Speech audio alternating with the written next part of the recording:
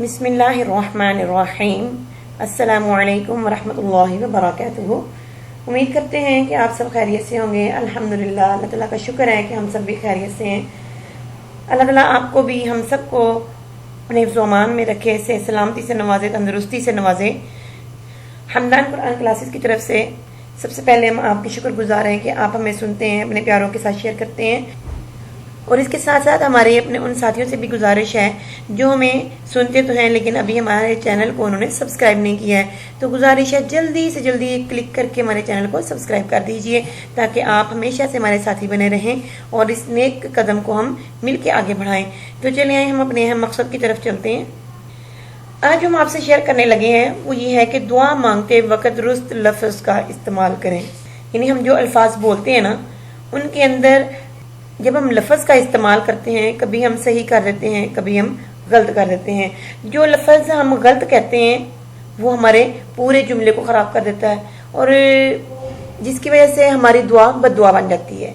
जैसे कि ये देखें, हम शिफा का लफ्ज़ है, जब कोई बीमार होता है हम उसको कहते हैं कि अल्लाह ताला आपको शिफा दे, तो ये बिल्कुल ठीक है। यानी शीन की ज़ेर के साथ, शीन के नीचे ज़ेर है ना, यानी जो हम शिफा पढ़ेंगे तो ठीक पढ़ेंगे, यानी शिफा कहेंगे तो ठीक कहेंगे। इसका मतलब ये है सेहत और तंदुरुस्ती, यानी अल्लाह ताला आपको सेहत सलामती से नवाजे, तंदुरुस्ती से नवाजे, यानी शिफा कामिल अता फरमाए। और अगर हम कहते हैं ना कि शफा, अल्लाह ताला आपको शफा दे, तो शफा क्या होता है? शीन की ज़बर के साथ होता है। ये देखिए ना, शीन की ज़बर के साथ है, तो ये शफा का मतलब होता है कि किनारा, यानी कोई ऐसा घड़ा कि जिसका किनारा हो, और घड़े के किनारे को शफा कहा जाता है।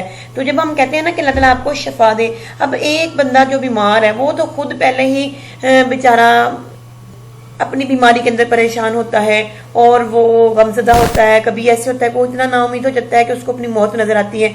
जब हम उसको कहते हैं ना कि अल्लाह ताला आपको शफा अता फरमाए, तो इसका मतलब क्या बन जाता है? ये तो आप खुद भी समझ सकते हैं कि हम उसको क्या कह रहे होते हैं कि आप यानी कब्र के खड़े में गिर जाएं। आप नहीं, हम ऐसा चाहते तो नहीं होते, लेकिन हमारे बस अल्फाज जो हैं वो कभी गलत हम बोल जाते हैं। लेकिन उनकी यानी गलती के ऊपर हमें सुस्ती नहीं करनी चाहिए, हमें उनको दुरुस्त करना चाहिए।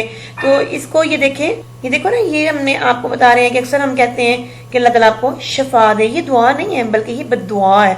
हमें क्या कहना चाहिए? अल्लाह ताला आपको शिफा दे, यानी शीन की ज़बर के साथ हमने नहीं बोलना, शीन की ज़ेर के साथ बोलना है, शिफा बोलना है, ठीक है ना। अल्लाह ताला आपको शिफा कामिल अता करे। तो इसका हम आपको हवाला भी देते हैं। सूरह बनी इसराइल के अंदर आयत नंबर 82 है, यानी 82 नंबर आयत है, जिसके अंदर है वनुनज़्ज़िलु मिनल क़ुरआनि मा हुवा शिफ़ा। ये देखिए यहाँ पे भी शीन की ज़ेर है, शिफ़ा व रहमतुल लिल मुमिनीन। तो इसका मतलब क्या है? और हमने कुरान पाक नाजिल किया जो ईमान वालों के लिए शिफा और रहमत है। यानी याद रखें, हमने लफ्ज़ क्या बोलना है? शिफा बोलना है, शीन की ज़ेर के साथ बोलना है। और जो दूसरा लफ्ज़ है उसको भी आप देख लें, वो सूरत आल इमरान की आयत नंबर 103 है, यानी 103 आयत नंबर है। तो इसके अंदर है वकुंतुम अला शफा, शफा, ये देखिए शीन की ज़बर के साथ, शफा हुफ़रतिम मिनन नारि फ़अंक़ज़कुम मिन्हा। मतलब क्या है इसका तर्जुमा? ये देखें, और तुम आग यानी दोज़ख के घड़े के किनारे पर थे मगर अल्लाह ने तुम्हें बचा लिया। तो ये देखिए यहाँ पे आपको समझ तो आ ही गई होगी कि आग के घड़े का किनारा, शफा का मतलब क्या हुआ? आग के घड़े का किनारा। और शिफा का मतलब क्या हुआ? शिफा यानी सेहत, सलामती, तंदुरुस्ती। इससे में ये मालूम हुआ कि लफ्ज़ जो है, सही लफ्ज़ जो है वो है शिफा, ठीक है ना। और हमें शिफा ही बोलना है, यानी शीन की ज़ेर के साथ बोलना है। और जब भी हम अपने किसी प्यारे के पास, किसी बीमार के पास, किसी मरीज के पास, किसी अजनबी के पास जो कि बीमार है, कोई जानने वाले होते हैं, کوئی نہیں جاننے والے، لیکن ہم عیادت تو کرتے ہیں نا، ہم کہیں جاتے ہیں کوئی بیمار کی عیادت کرتے ہیں تو اس وقت اپنے الفاظ کا درست استعمال کرنا ہوگا، یعنی شفا لفظ بولنا ہوگا، شفائے کامل عطا فرمائے، اللہ آپ کو شفائے کامل عطا فرمائے۔